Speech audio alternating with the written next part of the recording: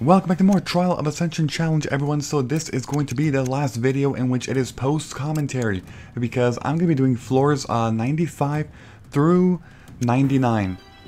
So this video is a bit longer, about 24 minutes or so, just because I had to do an entire floor. Like, I didn't want to dedicate the last video to floor 99 and 100, but instead, you know, put 100 separately. And yes, by this point I think it's okay and fair to say that yes, I did in fact reach floor 100. Did I beat it or not? I'm not gonna spoil it. But yes, so I mean, come on, it's pretty obvious. I mean, not really spoiling it too much, because I mean, by the end of this video you can clearly see that I reached 100.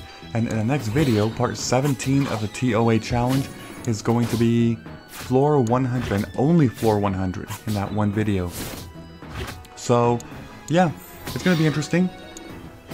And like I said, I have never made it this far. Never ever made it this far, so it's really exciting, you know. It's so exciting that I'm actually able to come this far and just have some fun with this game, you know, finally, because like I said, in the very beginning of the game, I mean, back when I first started Let's Play, I was just playing this game, you know, as a normal Let's Play, you know, basically making progress with scenarios and stuff, and it was fun. It was fun, but then eventually, you know, I was still playing off-screen even when I finished the Let's Play, and then people were telling me to, you know, record more videos, do more videos of it, and I did. I did do more videos of it eventually, but, you know, months later. And then people liked them, and then they said, you know, more and more and more.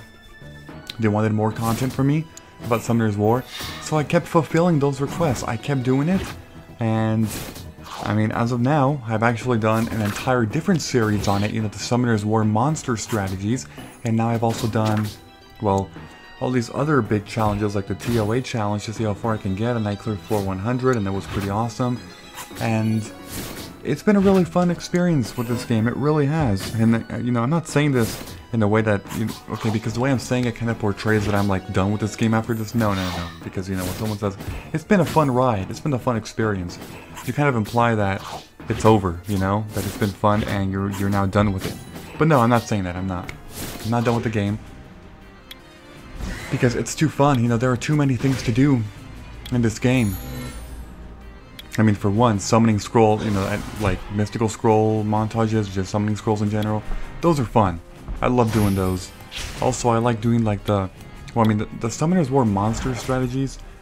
It's like whenever I upload videos of that, you know, like I feel good inside of me. It feels good, you know, to be able to give like tutorial like videos to people.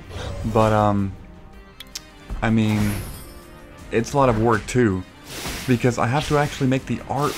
Okay, not make the artwork. I'm not making them freaking monsters, but I have to make the thumbnails and the rune image and the stats image, and like, you know, put all that together, put the artwork of the game, the monsters, into the thumbnail, and it's a lot of work. Like, to be honest, even though they're short videos, like 5 minutes or so, they actually take up probably the most work as of now, because for Harvest Moon videos, like, the most I do is cut. You know, I cut the loading screens out, but that's just cutting. Cutting is the most basic way of editing videos, at least for me. This one, you know, like Summoner's War, generally I wouldn't even cut anything. As of now, I'm doing ×2 speed, which is actually really easy. You know, just get a section of the video, and then go to modify, and the menu, ×2 speed, or fast forward, whatever. And that's it. And then, you know, it's just like 3 different sections on the video, ×2 speed, and there we go. It's quite simple editing, but for the Summoner's War monster strategies, like, it's more, because first of all, I have to make the JPEG, like I said, the JPEG image, which is the thumbnail. So I have to go online, get the monster, you know, and then use the magic wand tool to actually get the background out and only put the monster. Some monsters resemble the same color as the background, and Summoner's War, that brown color, so the magic wand doesn't work. Instead, I actually have to use the freaking, what is it, like is it the lasso tool? Is that what it's called? I don't know, but I have to use it and trace over the monster, which takes a few minutes, and usually it's frustrating. I get mad, and then I have to like start over, and it's frustrating. It is.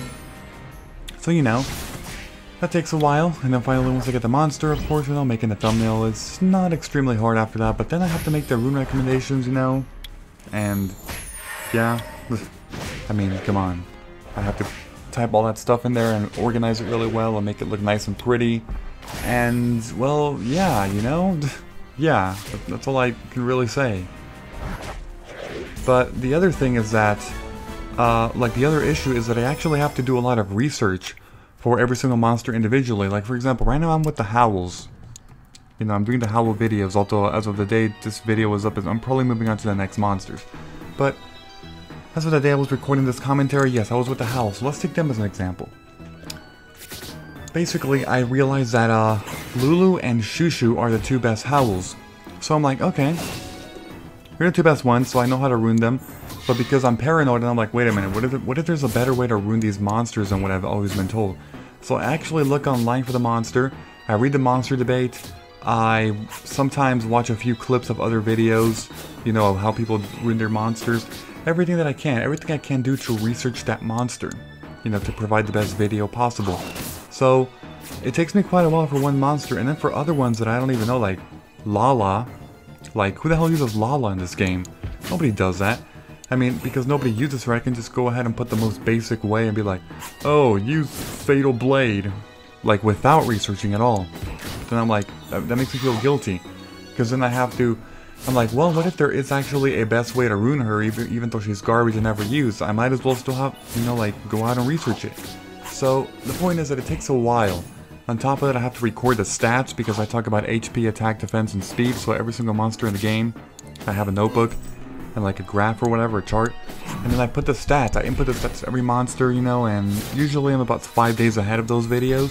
So, you know, 5 days before that video is up, I actually recorded the stats and did a research on the monster and then recorded the video so I can actually talk about the stuff that I researched on. It's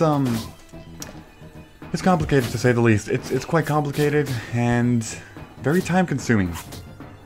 Which is why I'm actually still surprised that I'm able to keep doing 3 uploads per day as of now, because life is hectic, you know? Life gets in the way. And throughout these years, I've watched other Let's Play channels, or I even befriended some, you know, other YouTubers. And one of the things that I noticed is that people in general, at least the people who don't do YouTube as a full-time job in general, they are not able to maintain a consistent schedule. And I'm not saying that's a bad thing because, you know, everybody has their own lives and everything. But, like, I always felt a bit bad, you know, a bit sad whenever you know, like I'm a fan of a small Let's Play channel that does that as a hobby. And then they don't upload videos for months or even years. You know? Or maybe like they do one upload every 3 weeks or something, you know? Maybe possibly even more.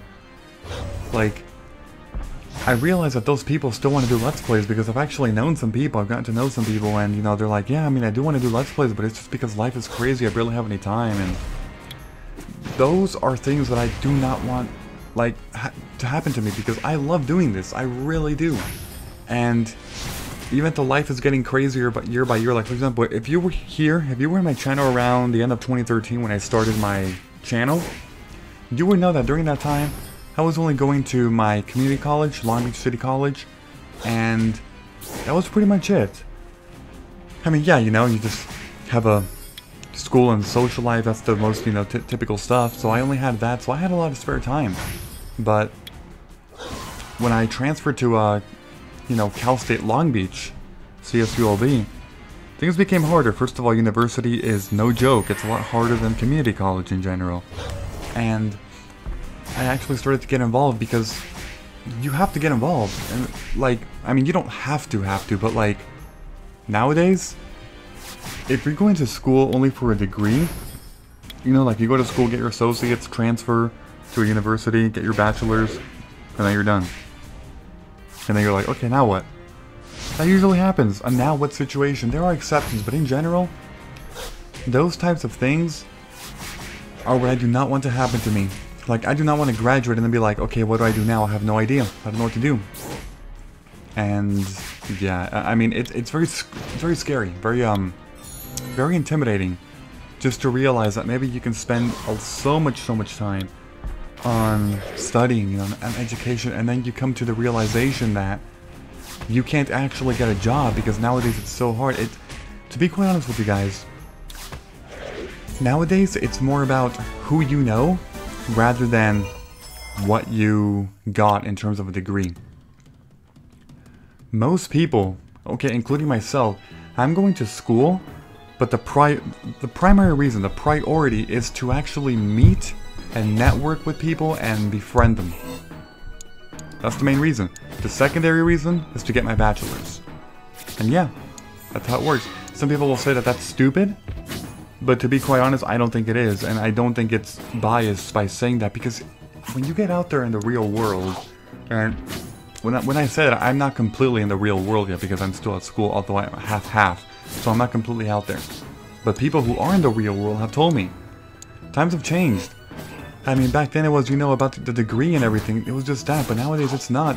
It's like I said, I'm going to school to meet people, to befriend them, to tell them about my interests. You know, I've told people about YouTube a lot, about what I do for YouTube. I've told people about that. And some people think it's really cool. Some people are like, oh, you know, that's interesting, you know, yeah. And then other people, I guess, don't really know too much about YouTube, so they can't really say much. But the point is that you have to tell people what you do in life, what you are interested in doing. You know, like, for example, I tell people that I most likely want to work for the gaming industry in the future. So the reason for that is because, you know, I have a YouTube channel associated with gaming, you know, for the most part. So I tell that to people and they're like, oh, that's interesting, you know, you are kind of pursuing your interest because you are doing gaming, and on top of that you are you're doing your, like, what you're studying for, because I'm doing communication, which is technically public speaking. What you do for YouTube is a media form of public speaking, not directly like in front of an audience in person, but I'm still talking to all of you guys, you know. I'm putting myself out there to the world, so anybody can see the video, whether you are a, you know, a loyal subscriber or just some person who just stumbled upon this video for the first time ever, you know? You're like, oh, this guy's pretty interesting, you know? But the point is that I'm putting myself out there to the world, and anybody in the world can see this at any time. So in a way, it is public speaking. But yeah, you know, I combine the two passions that I have in life, which is gaming and communication, or like public speaking in general. And that's what YouTube is for me. But yeah, the point is that, you know, I've told it to people, and then I've actually had a few people tell me that they can probably help me out, and that's the point of networking. You know, you tell people what you want to do in life, what you're interested in. And oh yeah, by the way, these guys are the dragons. These guys are actually really easy if you bring provoke monsters and or stuns. It's only 2 of them. It might seem hard on the outside, but it's really not. For example, Zyroster was provoked, which means that even if the stun didn't go through, he would have been useless for that turn. So right there, Jamire is provoked. He can't do anything. That's the thing that I'm telling you. Provoking is a phenomenal counter for dragons because their first attack is pathetic, but their second and third, oh my god, they're freaking OP monsters, right? Which is why provoking is so useful on them. Anyway, as I was saying, yeah, okay, so I was telling people about, you know, my interests, and a few people, 2 people have actually told me in the past that they have had some connections to Blizzard Entertainment. You guys know what that is, right? Blizzard Entertainment are the makers of World of Warcraft, and their headquarters are in Irvine, California. If you don't know where that is, basically imagine a city that's approximately, I want to say, an hour to an hour and a half south of Los Angeles. I live in a small town called Lakewood, which is next to Long Beach. And a lot of people do know Long Beach, but in case you don't, Long Beach is approximately 15 or maybe even less minutes away from Anaheim, California. Anaheim, California is famous for holding Disneyland. So I'm sure you guys know where that is now. But yeah, I'm around that area, you know, close to Los Angeles, you know, Hollywood, although Hollywood's closer to an hour away from me. But yeah, Hollywood, Los Angeles, Beverly Hills, you know, Anaheim with, you know, Disneyland, all those places. It's really fun. And, you know, south from me is, like I said, Irvine. Irvine for me is about 40 minutes south, and because I'm about 20 minutes away from Los Angeles, so I'm like in the middle point of them too. But yeah, the point is that, you know, people have connections to Blizzard Entertainment, which is headquartered in Irvine. And yes, they are the makers of World of Warcraft. For iOS, you might know them as the makers of Hearthstone, which is it's a really good Warcraft game. It is like a half card, like, you know, TCG slash something else. I haven't really gotten too into it. I played it for a bit, but then I stopped because I was just too busy with other stuff. But I've heard it's an interesting game. But the point is that You know, that's an example. I'm not saying, I'm not guaranteeing that, oh, you know, I'm going to be a future employee of Blizzard Entertainment. No, because that's not how networking works. It's not a guarantee when you meet someone. You know, people are like, you know, somebody who thinks like that would be like, I met someone from Blizzard Entertainment. Guess what? I'm in Blizzard Entertainment. No, that's not true. It's not true. It's like, I met someone from the LA Dodgers. You know, someone who works for them. Guess what? I'm going to work for the LA Dodgers. No, it's not like that. Networking gives you possibilities, but you know, you start to put a lot of work and effort into trying to get those certain jobs, you know, so that's, like, you have to put a lot of work in yourself, you do. But the point of all of this that I'm saying is, yes, if you are still in school, whether you're as young as, you know, middle school, I mean, really, I don't know about elementary school because now you don't talk about that stuff, but even like late middle school to high school, you know, those are the points in life when you probably want to start at least telling people of your interest. At least tell people of your interest. Because, I'm telling you, you have to do that. You have to if you want to get out there and be successful in life. Like, I remember back in high school, there was actually a guy in our, in one of my classes, sorry, who always kept saying that he wanted to work for the Anaheim Angels, you know, the baseball team, the Angels. He loved the Angels, he was a huge fan, he loved the atmosphere of the stadium, you know, he loved it. And if you've ever been to Angel Stadium, or if you've seen it on TV, it's not biased saying this, because I'm, you know, in Southern California, close to Anaheim, but people do say that that place is one of the prettiest places on earth. I mean, Disneyland, the happiest place on earth, right next to, not right next to, but around there, you know, close to a very beautiful place on earth, Angel Stadium. Okay, but the point is that yes, you know, it's very nice. And that guy, he was a huge fan of it. It was his dream to work for them. I'm obviously not as a freaking baseball player. He was not, you know, in training for that. He was not playing baseball, unlike me. I was playing baseball for some time. But yeah, he wanted to do that.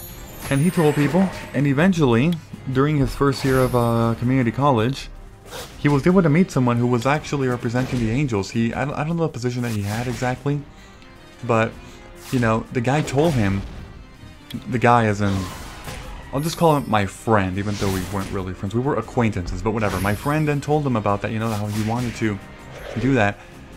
And through time, within about 2 months, my friend got hired. He got hired by the Anaheim Angels. And he worked as like a creative something, I don't know. I mean like as of now, he works something like that. I don't know if they have too details because again, I wasn't too close to him. I just called him my friend for the sake of the story. But he was more of an acquaintance. You know, he's that guy who you saw at high school. You know, every now and then, you know, you walk by each other. Or maybe you had a class with him, but you sat like across. So you kind of knew him, but at the same time, you kind of didn't. You guys know. He's the kind of guy that you add on Facebook and then never speak to, okay? That's what I'm talking about. I'm sure you guys can relate to that. So, yeah, I mean, even though as of now, you know, I've done a much better job at cleaning up my Facebook. Yeah, because, okay, I didn't tell you guys this, but at one point in my life, basically the end of high school and early community college, I was the kind of person who went around adding like as many people as I could. And to be honest, as of now, like I don't know why the hell I did that. That was stupid of me. Because it just doesn't make any sense. Like some people want to show off and be like, hey, look at me, I have 2,000 friends on Facebook. But then people are like, you don't have 2,000 friends, you idiot. You have like 200, okay? Like seriously. And it's true, like it's so true. Because I mean, I guess people have this desire to be like Facebook famous. Now that I think about it, maybe that was my desire too. Like I wanted to have so many friends. Maybe I wanted to be that kind of person who wanted to get like 100 likes on every single post, you know, and be like Facebook famous. But then eventually you start to realize that's so stupid. Like it really is. Now, if you're younger and in high school, what I'm saying right now, you might not take it seriously. You're like, no, you're stupid. I want to be famous, but I need to be well known in high school. I'm like, okay, I'm not gonna. Fine, just do it. Go ahead. Because I mean, we're all at that age, you know. I mean, we're like, wait, did I say we're all at? No, we were. Sorry, we were all at that age, and yeah, you know, it was interesting. It was the whole rebellion cycle of life, you know, how we just rebel against our parents and pretty much anyone older than us because they think that they know more than us, and they actually do know more than us. But when we're at that phase, we're like, they don't know more than us. They don't know me. They don't know anything about me. So that's how we think. But the point is that, yeah, you know, it's stupid. I had about like a little bit over 1,000 friends or whatever. And then by the time it was my last year of community college, basically first year of Cal State Long Beach, I realized that, you know what, there's no need for that. Only add people, like only be friends with people who you actually know for real. I'm not talking about that random guy that sat across the freaking classroom, you know, in high school. No, not that. Actually, we could take another step back. First of all, never add complete strangers. That's pretty obvious. So yeah, if you've never seen the person in your life, don't even add them. Next thing, if he or she was a person that you saw a couple times in high school, and you basically like maybe said one word to them throughout high school or whatever, them too. Like, don't even no. And then other people who were people who were mean to you in high school, whether it was, you know, severe bullying or basic teasing, but you didn't like. I mean, what, you're gonna keep them as friends just because you knew them in high school? You don't have to. You really don't. And I think that's part of the problem that, you know, nowadays people are like, they feel inclined to latch on to people that they knew back then when they really don't even like them, because I guess it's like the social norm people say, but it's not. Like, don't do stupid stuff like that. Just don't. You know, you can. Oh yeah, by the way, this floor is pretty hard. It was pretty hard for me, but just watch how I do it. Yeah, it's freaking Vertiheals, man. They just buff up like crazy in their ATBs. But yeah, you know, well, what was I saying? Oh, yeah, I think you guys get the point. You guys get the point by this, you know. So just add people who you actually had a good conversation with. At least one or two, like really good conversations that really made you feel at least a bit closer to them. Add people like that, and obviously, you know, closer friends and eventually best friends and family members and whatever. So if you actually do it correctly, like if you apply that correctly, in the end, you should have probably no more than 500 friends at the most. And that's still a lot. I cleaned out my Facebook, and I have about, I want to say, well, I mean, I was down to a little bit under 300. I was about to 290. But then through the people that I met at Cal State Long Beach, you know, it climbed up to around 320-ish. Yeah, it was more like 280 to a 320. So, you know, in Cal State Long Beach, and I've added about 40 people who and that's 40 people who I can actually consider to be close with, at least somewhat close with, you know? So, like, it really tells you something. I mean, first of all, you know, in university, it was so much easier to make friends in my university compared to, like, community college. In community college, everybody's, like, not open. Everybody's just very to themselves. Like, they don't want to be friends with people. They're very silent, very quiet, very shy. So it's hard to open up to people. But in university, oh, no. Not at university. Hell no. Much different. Okay, so yeah, this video was just me talking about, you know, life and stuff. I don't know if you guys are actually going to be interested in the topic, but it's nice advice for life in general. But anyway, the video is pretty much over. Floor 99 is done, which means that next time, floor 100. Thank you for watching. Goodbye, everybody, and as always, until next time.